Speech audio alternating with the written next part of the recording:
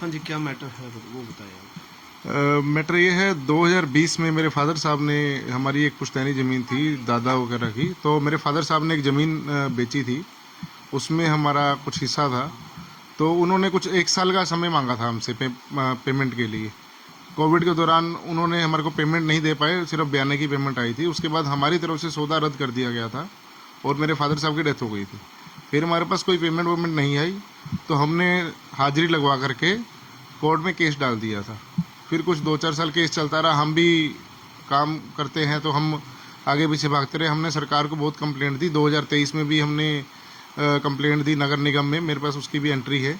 2023 में नगर निगम ने सील, जो एक अवैध कॉलोनी कट रही है वहाँ पे अब, और अवैध बिल्डिंगें बन रही है, स्टेटस को होने के बावजूद भी वहाँ पे अवैध कॉलोनी कटती रही।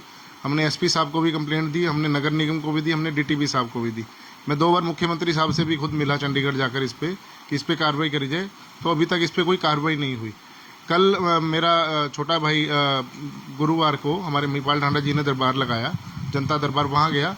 तो उनके आदेश के बाद उन्होंने मेरे को आश्वासन दिया है कि हम इस अवैध कॉलोनी पे तुरंत कार्रवाई करेंगे, और हमारी जो जगह है, जो हमारे अवैध जो कब्जा कर रखा है, जिस पे अवैध कॉलोनी काट रहे हैं, हमारी जगह, हमारी ज़मीन हमें वापस दिलवाई जाएगी। कितने समय हो गए थे आपकी जमीन? इसको 6 साल हो गए हैं। 2020 मार्च में हमने, मेरे फादर साहब ने ज़मीन बेची थी, तो लेकिन पेमेंट नहीं आई, तो वो उसी टाइम बयाना रद्द हो जाता है। तो उन्होंने कुछ 1-1.5 साल का समय मांगा था, तो जो हमें वापस मिल जानी चाहिए थी। किसके नाम पर बयान है आप फादर साहब? ये बयाना गगन जुनेजा और पवन जुनेजा के नाम है। तजिंदर पाल जी के पुत्र हैं, ये सुखदेव नगर रहते हैं।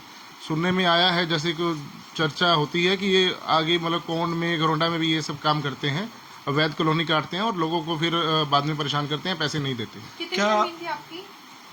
हमारे हिस्से की बात करें, जो 3 किले थे उसमें से तीसरा, 1 किले में तीसरा हिस्सा हमारा है, जो हमारे मेरे फादर साहब के नाम पर था। क्या बिना रजिस्ट्री कराए इन्होंने आगे जमीन बेच दी है, प्लॉटिंग? इन्होंने बिना रजिस्ट्री कराए करीबन 100 से 150 प्लॉट बेच रखे हैं। किसी को 100 गज, किसी को 50 गज का। मैं आज सुबह ज़मीन पर गया था, मेरे पास उसके सबके एग्रीमेंट पड़े हैं। अगर आप कहो तो मैं फुल पेमेंट एग्रीमेंट दे सकता हूँ। ना इनके पास कोई पावर ऑफ अटर्नी है, ना इनके पास कोई रजिस्ट्री है, ना इनके पास कोई बयाना है, कुछ भी नहीं है। क्योंकि हमारी जो ज़मीन है वो इकट्ठी है, एक ही पार्ट की है। उसमें से कोई भी एक चाहकर अपनी जगह नहीं बेच सकता है।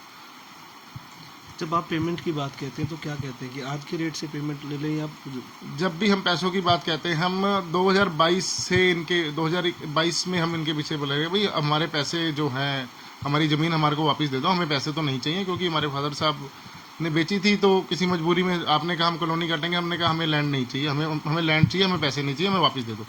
तब हमने केस भी किया। तो अब कहते हैं अगर पैसे लेने हैं तो जो तुम्हारे उस हिसाब से बचते हैं ले लो, नहीं तो तुमने जो करना है कर लो। हम 5 साल से इधर उधर धक्के खा रहे हैं। हम कोर्ट भी गए, 3-4 साल केस चलता रहा, फिर हमने छोड़ दिया। क्योंकि हम भी कितना काम छोड़ के कितना भाग सकते हैं। अब पिछले महीने माननीय Punjab and Haryana high court से एक नोटिफिकेशन आया कि 2600 अवैध कॉलोनियाँ जो हैं हरियाणा में कट चुकी हैं, तो उस पर कार्रवाई होगी। तो हमें कुछ उत्साह मिला उसको देख के। तो हम आप सबके माध्यम से यही कहना चाहते हैं, हम चाहते हैं सरकार अब उचित से उचित कार्रवाई करे और हमारी अवैध कॉलोनी जो हमारी ज़मीन पे कट रही है, एटलीस्ट हमारा हिस्सा हमारे को दिलवाया जाए। क्या नाम है आपका? मेरा नाम लवन पुनानी।